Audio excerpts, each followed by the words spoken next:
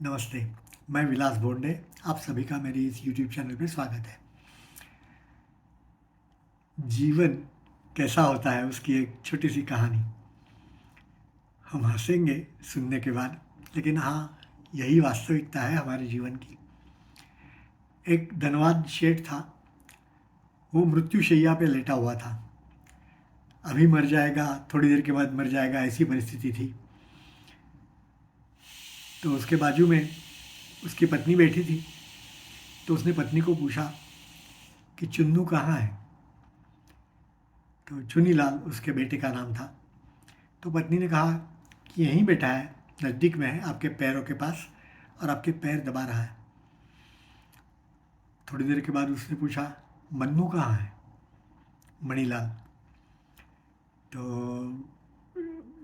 फिर से पत्नी ने कहा, वो भी यहीं बैठा है, आपके पास ही बैठा है। आपको कोई तकलीफ़ हो तो वो तुरंत आपको तकलीफ़ दूर करने के लिए यहाँ तैयार होकर के बैठा है।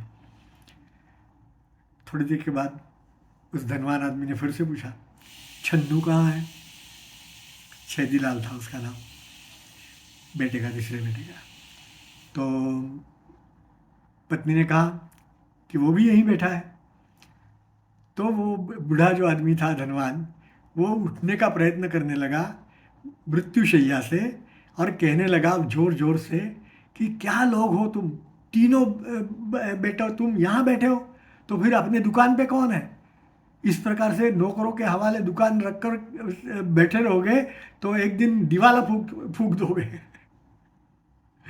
आप सोचिए कि जो आदमी मृत्युशैया पे है वो अपनी दुकान की सोच रहा है। हमारा भी ऐसा ही है, हम भी ऐसा ही करते हैं।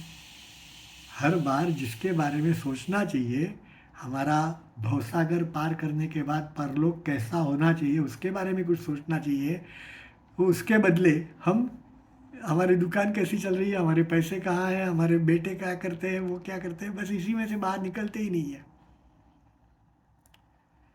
यदि थोड़ा भी ऐसा सोचें, हम परलोक के बारे में सोचें, तो हमारा भवसागर हम बराबर से उस पार पहुंच सकेंगे।